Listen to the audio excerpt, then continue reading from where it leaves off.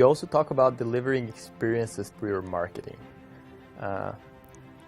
And it's very hard to deliver experience when you're in a boring niche. I'll say it again.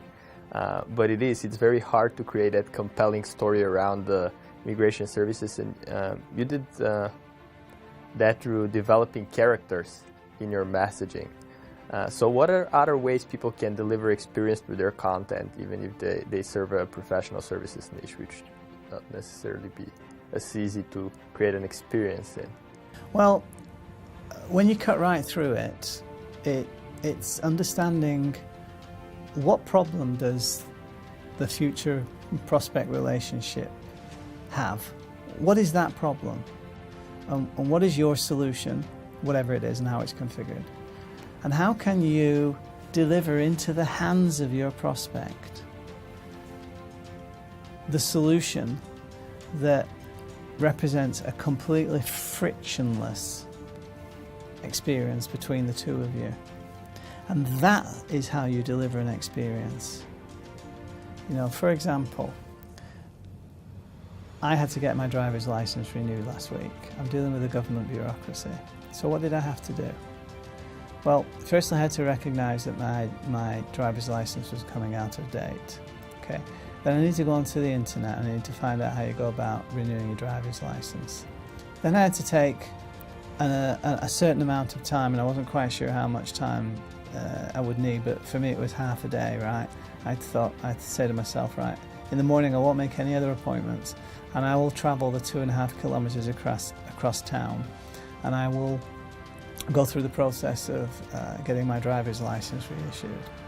So I took the time off my revenue generating activities, traipsed across town for 2 hours, arrived, struggled to find the right place to get the application form, filled in the application form, went to one line, went through that process, then got sent over to another line, got in that line, then I was told there and then there was a problem with my supporting documentation.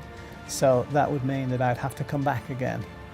So lo and behold, so I decamped from there, came back to my place, picked up the correct piece of supporting documentation that again wasn't readily apparent that it was needed because of my interaction with the internet and that government website.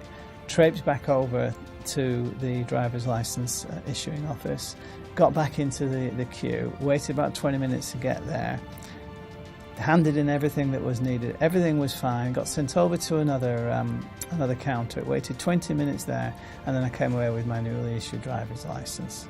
Okay, whole experience took me a complete half a day. Shocking, absolutely shocking. So if I were going into the business of helping people renew their driver's licenses, I would do a searching assessment of that experience. And I'd say to myself, right, knowing that that's the experience that awaits them, how do I educate them that that's the experience that awaits them? And how can I remove that experience from the challenge that they've got, which is basically to get one old driver's license converted into a new driver's license? So I would put myself in the shoes of the customer and say, right, what do I want out of this? Well, I think what I would want is, I want to be meeting with a service provider once, ideally near me, if not at my home. I would want to sign the papers, physically hand over what's needed, and give them a check for the value of the service and also the cost of the driver's license reissuing exercise. And then I'd like to have my new driver's license delivered back to me. Okay, so that's the experience, both as a consumer I would hope to get, but also as a service provider, that's the service that I would be anticipating that I want to provide. And it's as simple as that, right? It's knowing how it's done at the moment and how you can actually deliver value in an interesting way. So just shortening the gap between point A and point B is an experience on its own. Well, indeed, that's right. But, when I went on the Disney cruise and I realised that Disney had figured out that there were potentially maybe 1,000 complaints that customers could ever make on a ship. And so they taught all of their customer-facing staff how to anticipate and deal with those customer complaints in advance so they could act out a solution. So the customer could think, my gosh, I'm having all of these problems solved. Actually, they're not problems. They understand me. They want to help me. That's it. That's what delivering an experience is all about. It's not some highfalutin, algorithmically determined or designed approach to solving a problem that hasn't really been anticipated before, that needs all of these new ways of doing things and all this newfangled technology or whatever. It's just a simple matter of saying, right, what would the customer ideally want in this situation, and is it feasible, practical for me to be able to deliver that? So in brief way, how would you describe the experience that you deliver as a service provider? Okay. So the first thing that we do is aim to deliver peace of mind. The second thing that we do in practically delivering on that is adopting the philosophy of the golden rule: treat other people like you yourself would hope to be treated.